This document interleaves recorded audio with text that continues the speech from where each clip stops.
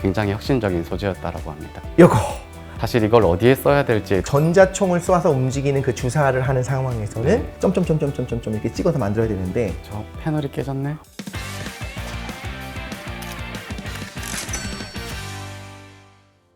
안녕하세요. 흥미롭고 흥나는 과학수다 시간, 과학을 채우는 시간의 과학 커뮤니케이터 이덕신입니다.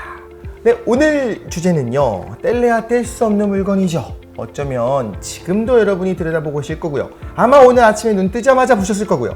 요거 휴대폰, 스마트폰 아니고요. 우리가 흔히 말하는 요 액정에 대한 디스플레이에 대한 말씀을 드리려고 합니다. 우리가 흔히 이런 얘기를 하잖아요. 어떻게 나 액정 나갔어, 액정 깨졌어 라고 이야기하는데 깜짝 놀랐습니다. 액정이 깨졌다고 하면 안 된다네요. 그렇다면 뭐라고 해야 되는 걸까?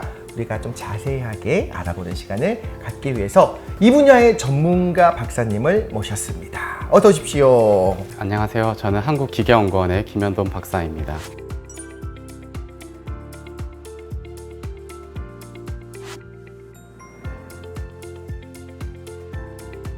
보통 이런 걸 뭔가 살 때도 네. 사자마자 제일 먼저 하는 게 액정 보호 필름 같은 걸 사잖아요. 맞습니다. 액정을 보호한다고 하는데 그 말을 쓰면 안 된다면서요? 네, 맞습니다. 사실 지금은 이제 LCD가 핸드폰에 쓰이고 있지 않기도 하고요. 네. 저희는 이제 OLED 패널을 쓰고 있기 때문에 정확하게 말하면 패널이 깨어졌다라고 말을 해야 될 것 같고요.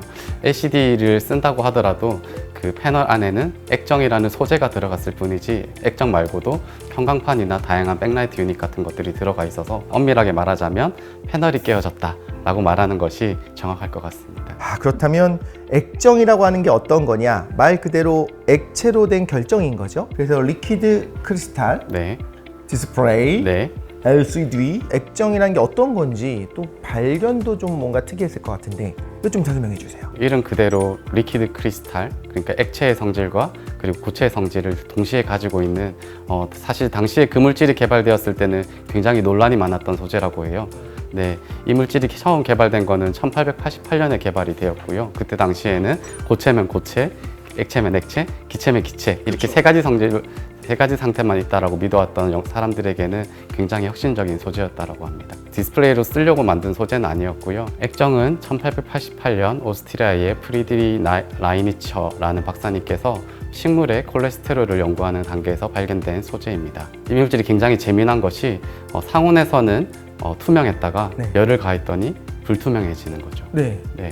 그런데 다시 또 열을 더 가했더니 다시 투명해지는.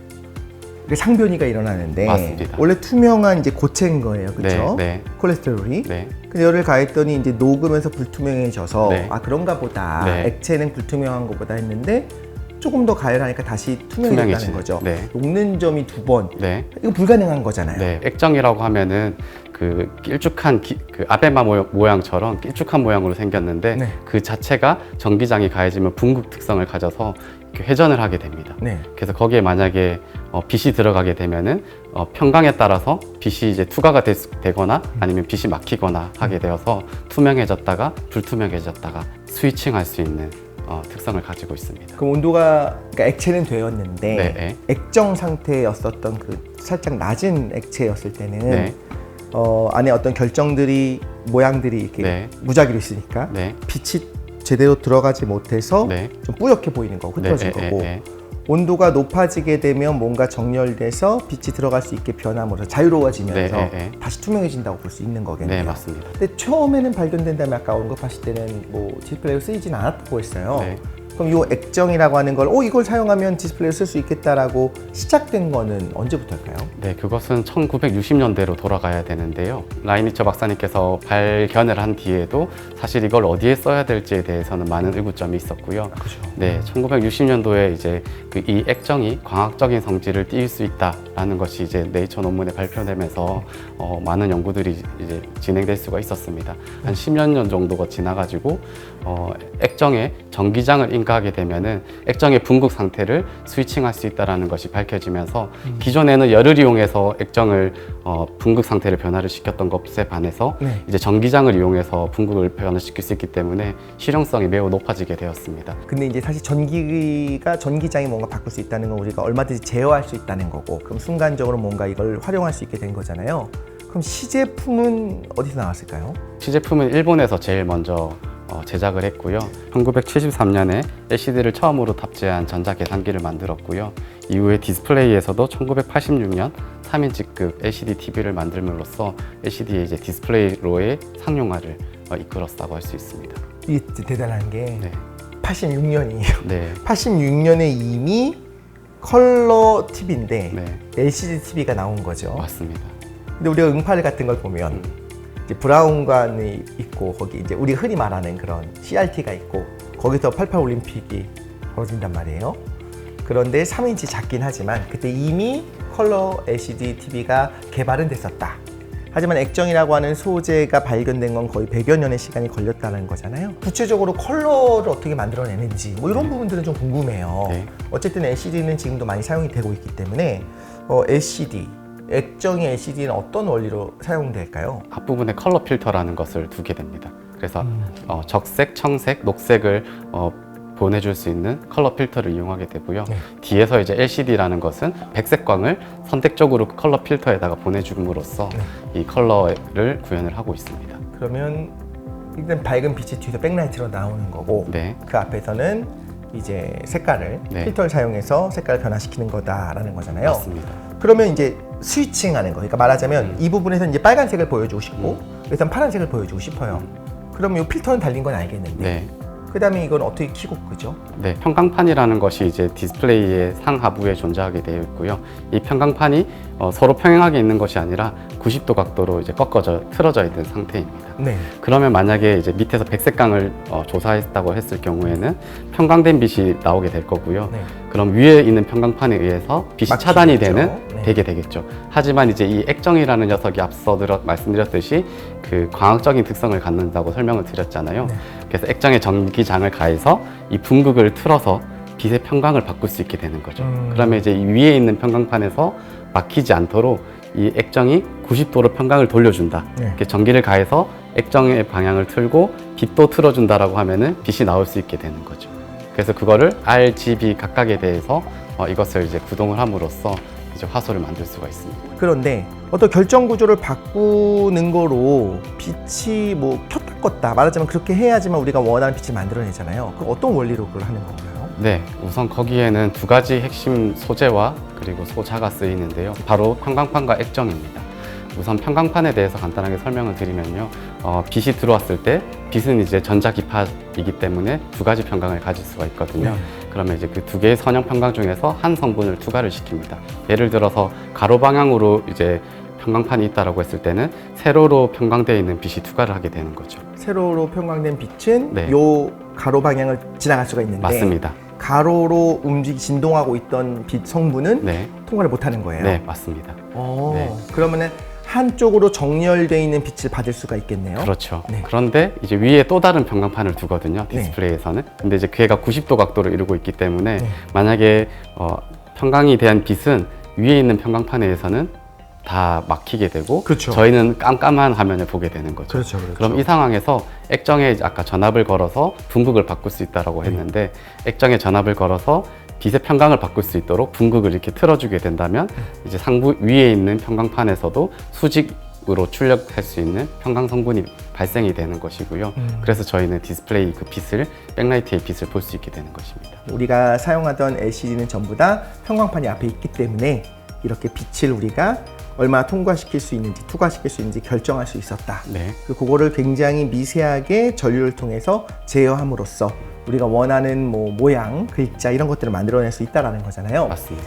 근데 그걸 이제 화면 전체를 하는 건 의미가 없고 아주 미세하게 해야지만 글자를 만들어내잖아요. 그래서 우리가 독이라는 글자를 할 거면 이제 점점점점점점 이렇게 찍어서 만들어야 되는데 그럼 이 점 하나하나 여기다 다 그 평광을 변화시키는 소자가 다 들어가 있는 거죠? 네, 맞습니다.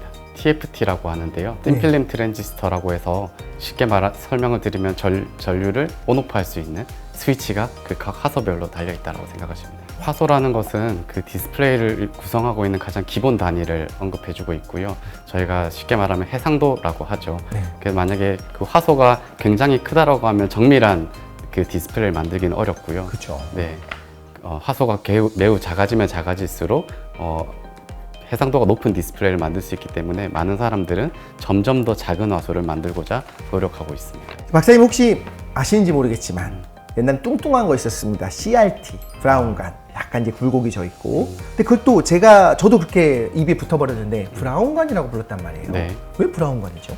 그것은 이제 처음 CRT를 제안한 사람이 독일의 물리학자 칼 브라운이라는 박사님께서 제안했기 때문입니다. 사실 칼 브라운이라는 교수님께서는 그 진동 그리고 연력학을 연구하셨던 분이신데요. 네. 사실 진동과 연력학은 파동 함수이기 때문에 네. 전자기파랑도 자연스럽게 연결이 됩니다. 근데 그분이 이제 무선통신이라는 분야에 관심을 갖게 되고 관련된 연구를 진행하시다가 이 음극성관에서 이제 전자가 발생이 되고 편향 코일을 통해서 이 전자의 방향을 제어할 수 있고 그리고 이 전자가 형광판에 맞았을 경우에 이제 빛이 난다라는 그 원리를 알게 됨으로써 이제 최초의 브라운 TV의 그 원리가 창시되었다고 할 수 있습니다. 초창기에는 LCD보다 브라운관이 여러 가지로 더 좋다고 했었어요. 네. 그러니까 브라운관에 장점이 있을 것 같은데요. 네, 일단 그 색상 표현력에 있어서는 자연적으로 이제 형광 물질에서 빛을 내는 것이기 때문에 직접 내는 거니까요. 네, 색상 표현력도 좋았고요. 그리고 편향 속도가 굉장히 빨랐기 때문에 디스플레이의 그 동작 속도도 빠르다는 것이 장점이 있습니다. 지금 말씀하신 건 어떤 거냐면 초창기의 LCD의 경우에는 요렇게 스위칭을 해주는 게 이렇게 빠르지가 않았잖아요. 그렇죠. 그러니까 분자가 움직여야 되니까 그쵸. 보통 미리세컨 오더로 이렇게 동작을 하거든요. 그렇죠. 네. 근데 전자총을 쏘아서 움직이는 그 주사를 하는 상황에서는 네. 굉장히 빠르게 움직일 수 있으니까 네. 잔상이 생기지가 않는다. 영화 같은 걸 볼 때 막 그래서 그 당시에는 LCD로 보게 되면 뭐 눈이 피로해진다 이런 얘기가 나왔던 것 같아요. 맞아요. 그런데 지금은 사실상 CRT는 찾아보기가 힘들어졌고 또 CRT 어떤 문제가 있었을까요? CRT는 우선 화면이 커지는 걸 사람들이 원했었는데 네. 화면이 커지기 위해서는 이 길이가 같이 증가를 해줘야 되거든요. 뒤에서 총을 쏴서 이렇게 휘어서 가야 되니까. 맞습니다. 네, 그게 이제 그래서 볼륨이 크다는 것이 이제 가장 큰 문제라고 할 수 있습니다. 또 하나는 오래 쓰면 좀 칙칙해졌어요. 그게 아마 형광 물질을 발라놓은 것이 좀 수명이 시간이 있기 때문에. 지나면서 네. 그러다가 어느 시점에 CRT가 다 사라지고 LCD만 남게 됐어요. 그게 어떤 타이밍 언제였었죠? 그 시기는 2000년대 초반일 텐데요.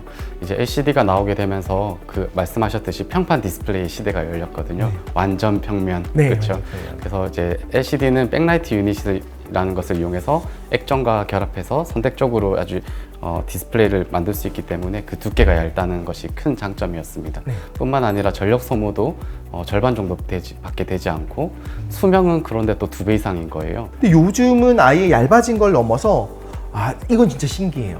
이제 접는 스마트폰을 쓰잖아요. 네. 근데 이제 피면 찍어 몇 번 하다 보면 부러진 거 아닌가 싶은데 그거 안 부러지더라고요. 이런 시대가 올까 싶긴 했었는데 이게 가능했던 거는 어떤 백라이트가 있는 LCD는 사실 불가능한 거겠죠? 맞습니다. 그 LCD와 같은 경우에는 백라이트를 필연적으로 써야 되기 때문에 말씀하신 그런 유연한 디스플레이를 만들기는 매우 어렵습니다. 근데 요즘에는 이제 OLED가 나오면서 OLED는 자체적으로 빛을 내기 때문에 백라이트 유닛이 필요가 없게 됐고요. 그래서 그 유연성을 확보할 수 있게 되었다고 할 수 있습니다. 이제 스마트폰, 휴대폰의 디스플레이가 깨졌을 때 이제는 LCD, 리퀴드 크리스탈 액정이 아니죠. 네. 딱 깨진 거 보자마자 반사적으로 뭐라고 하십니까? 저 패널이 깨졌네. 그렇군요. 이제 액정 깨졌다라고 해도 네. 갑자기 확 하면서 이렇게 쳐다보시는 않으실 거라는 거죠. 네, 맞습니다. 네, 하지만 이제 정확하게 우리가 알 필요는 있다. 네. 액정이라고 하는 건 리퀴드 크리스탈, LCD가 액정이었던 거고 네. 가끔 터져가지고 막 빛 새어나오고 예전에 계산기는 그런 것도 있었었는데 네. 이번 기회에 자세하게 알게 된 것 같아요. CRT가 어떻게 만들어졌고 그러다가 이제 LCD 세상이 어떻게 됐는지 저 봤던 제 입장에서 진짜 흥미진진하면서 과거에 어떻게 살았을까 그 아날로그 세상을 또 다시 한번 생각해보는 그런 시간이었던 것 같습니다. 그러다 보니까 이제 우리가 사용하고 있는 OLED라든가 그걸 넘어선 차세대 디스플레이에 대한 이제 궁금함이 생겨서 그 부분에 대해서 이제 다음 시간에 네. 자세히 알아보게 될 것 같은데요. 네. 오늘 박사님 혹시 어떠셨나요? 네. 사실 디스플레이라는 것이 저희 일상생활에서 자주 접하는 것임에도 불구하고 그 원리나 용어는 생소하셨을 수도 있을 것 같습니다. 오늘 이 시간을 통해서 여러분들에게 좋은 정보가 제공되었기를 바라고 다음 시간에 또 재미난 내용으로 찾아뵙겠습니다. 네, 과학을 채우는 시간 다음 시간에 찾아뵙겠습니다.